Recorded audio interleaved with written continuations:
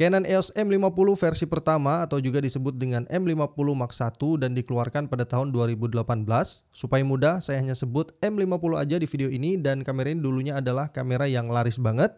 Banyak yang pakai juga, memiliki mayoritas review yang baik. Lalu gimana Canon EOS M50 untuk pemakaian tahun 2023? Secara kamera ini sudah hampir berjalan 5 tahun. Saya sudah siapin 5 kelebihan dan 5 kekurangan dari Canon M50 untuk pemakaian tahun 2023. Semoga bisa bantu kamu untuk menentukan apa sebaiknya beli kamera ini atau enggak dengan harga di bawah 10 juta. Kita mulai dari kelebihan yang pertama, Canon M50 masih memiliki performa yang bagus untuk foto maupun video. Dia memiliki 24 megapiksel APS-C CMOS sensor dengan prosesor Digic 8 dari Canon. Ini prosesornya lebih baik dari M100, M6, apalagi M3, dan untuk hasil fotonya, kamera ini mampu menghasilkan foto-foto yang bagus di harganya. Warnanya bagus, ciri khas Canon, fotonya termasuk tajam di berbagai keadaan juga bagus, dan karena kamera ini memiliki prosesor Digic 8, low light-nya pun masih bisa diandalkan dengan keadaan yang lebih baik dari prosesor sebelumnya. Secara keseluruhan hasil foto dari Canon M50 ini saya suka dan sepertinya kalian juga nggak perlu ragu untuk hasil foto dari kamera ini. Selain itu, Canon M50 tentu mendukung format RAW, dengan kata lain kamu bakal dapat kualitas terbaik dari gambar yang kamu tangkap, plus ada C-RAW atau Compressed RAW,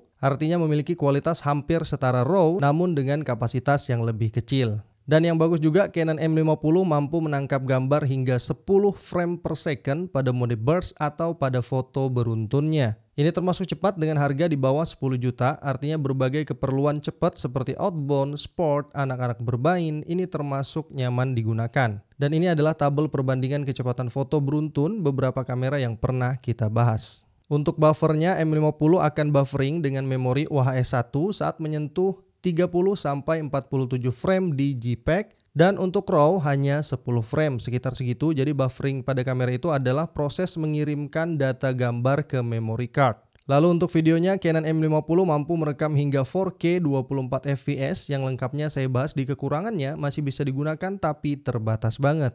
Jadi saya anggap untuk kemampuan maksimal video Canon M50 adalah Full HD 60 fps. Dengan 60 fps kamu punya pilihan lebih dalam jenis pengambilan videomu. 60 fps itu bisa slow-mo walaupun sedikit. Penjelasan tentang 60 fps dan 30 fps saya sudah jelasin di review Canon M3 untuk tahun 2023. Kamu bisa cek di sana setelah video ini. Untuk record limit 60 fps pada Canon M50 ini lebih baik dari M100 karena mampu merekam hingga 30 menit. Sekali lagi di 60 fps, kalau kemarin M100 yang kita review itu 60 fps hanya bisa di 10 menit. Dan untuk suhunya M50 nggak ada masalah selama 1 jam perekaman di Full HD 60 fps, termasuk hangat sampai 41 derajat memang, namun tidak dianggap overheat oleh kameranya. Dan masih bisa digenggam walau terasa hangat dan kurang nyaman bagi saya. Ini secara performa video lebih baik dari M100 yang kemarin kita bahas. Wajar karena kamera ini lebih mahal dari M100 sekitar 3-4 jutaan selisih harganya. Dan ada slow-mo sebenarnya 124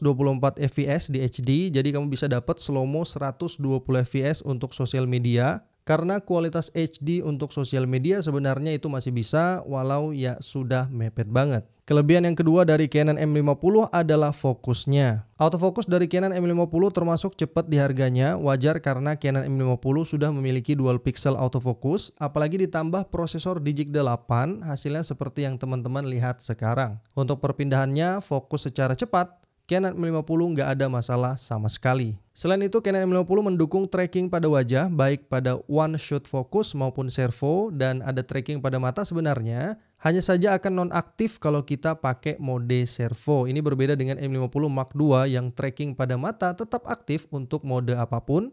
Kembali ke M50, di sini saya nggak ada masalah karena dengan dual pixel autofocus dan tracking pada wajah saja yang bekerja dengan baik, sebenarnya itu sudah bagus banget. Ditambah Canon M50 tersedia focus picking dan ini bantu saya banget kalau pakai manual focus. Lanjut, kelebihan ketiga dari Canon M50 adalah layarnya.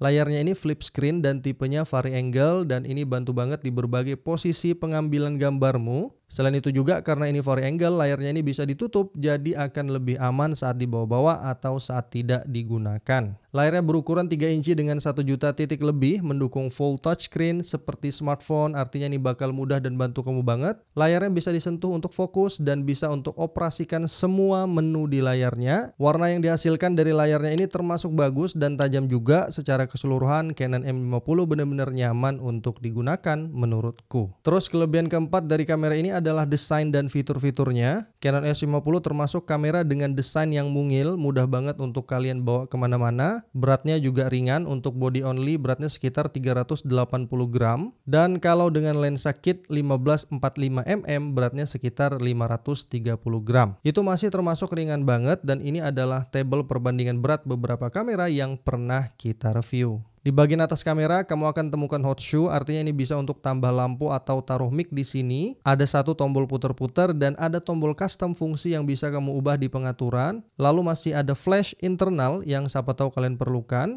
Di bagian kanan ada HDMI out dan micro USB, ada tombol WiFi dan di sebelah kiri kamu akan temukan audio input 3,5 mili untuk tambah audio eksternal secara langsung ke kameranya. Fitur ini sebenarnya saya jarang banget pakai karena saya lebih suka rekam audio terpisah. Jadi pas editing juga saya bisa lebih fokus, tapi itu preferensi masing-masing, tiap orang beda-beda. Kamera ini memiliki Wi-Fi, Bluetooth, dan NFC. Ini termasuk komplit untuk transfer foto maupun video yang kamu punya bisa menggunakan aplikasi resmi dari Canon yang tersedia gratis di Play Store maupun App Store. Lalu untuk baterai maupun memori ada di bagian bawah kamera yang sayangnya jarak dengan skru untuk tripod termasuk dekat banget. Jadi kalau mau ganti baterai atau memori, kamu perlu lepas tripod plate yang siapa tahu sudah kamu pasang. Gak lupa Canon M50 memiliki viewfinder dengan 2 juta titik lebih dan ini kualitasnya termasuk bagus, lebih bagus dari layarnya. Viewfinder juga bakal banyak bantu dalam pengambilan gambar pada situasi apapun. Terus Canon M50 juga memiliki stabilizer digital pada kameranya berbasis software.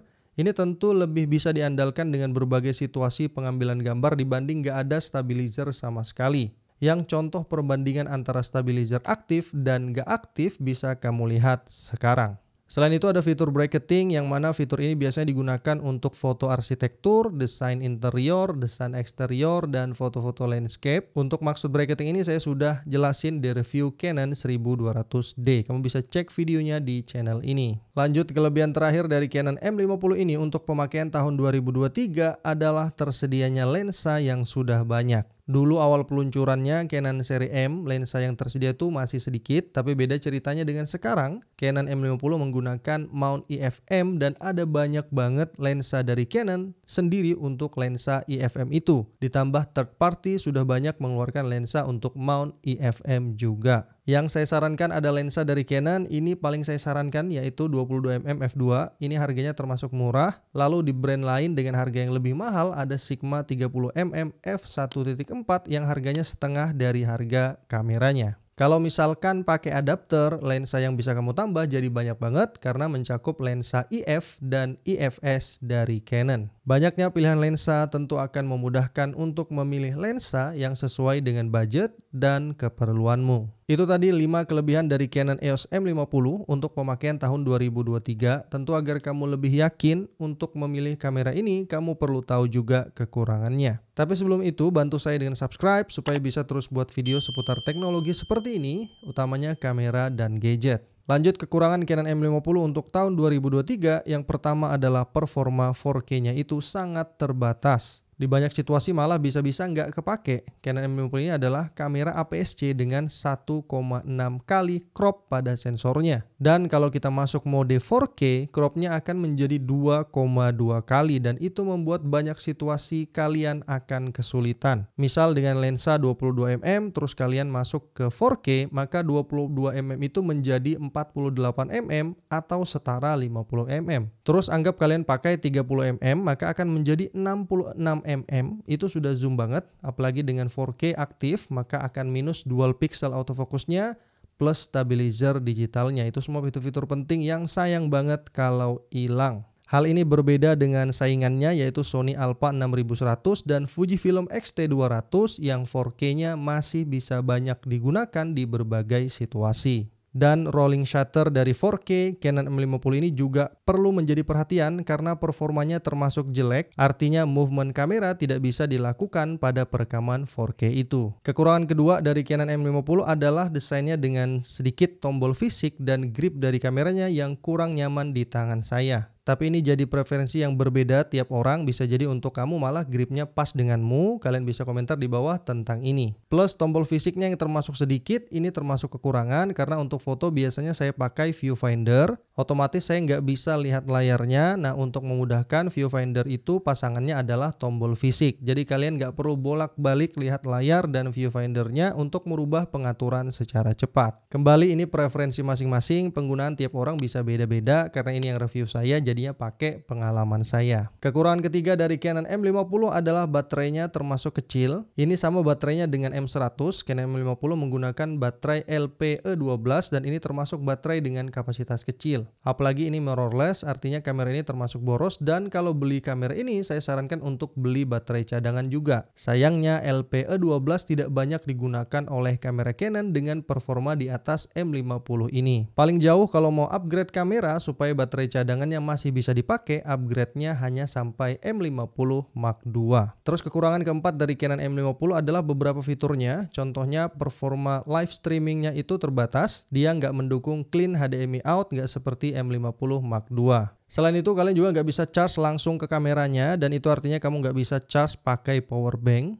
Kalau bisa sebenarnya itu akan bantu kamu saat traveling, hiking, atau sejenisnya. Kekurangan kelima dari Canon M50 adalah nggak ada tombol atau switch untuk membuka flash internalnya. Jadi flash internal ini nggak kekunci dan perlu diangkat secara manual. Ini sebenarnya bisa kelebihan atau kekurangan tergantung pemakaian, tapi dengan kata lain, flash internalnya ini bisa terangkat sendiri secara nggak sengaja, terutama jika di dalam tas. Saya pernah alami beberapa kali dengan sistem seperti ini, syukurnya belum ada masalah, saya berharap nggak ada. Ini saya tambahkan di sini sebagai catatan untuk kamu. Selain itu juga hadirnya kamera APS-C Canon bertipe R bisa menjadi ancaman bagi kamera ini. Itu perlu menjadi perhatian juga, walau memang budget tetap menjadi penentu untuk membeli kamera dengan tipe yang seperti apa. Itu tadi kelebihan dan kekurangan Canon EOS M50 untuk pemakaian tahun 2023. Kamera ini menurut saya adalah kamera yang bagus untuk kamu beli karena harganya sudah di bawah 10 juta. Dengan catatan kalian nggak masalah dengan semua kekurangan yang saya sebutkan. Canon EOS M50 mampu memenuhi hampir semua keperluan foto dan videomu dengan kualitas yang sudah bagus di harganya. Kalau untuk santai ini layak banget, untuk yang lebih profesional Canon M50 juga masih mampu, untuk sport juga masih bisa.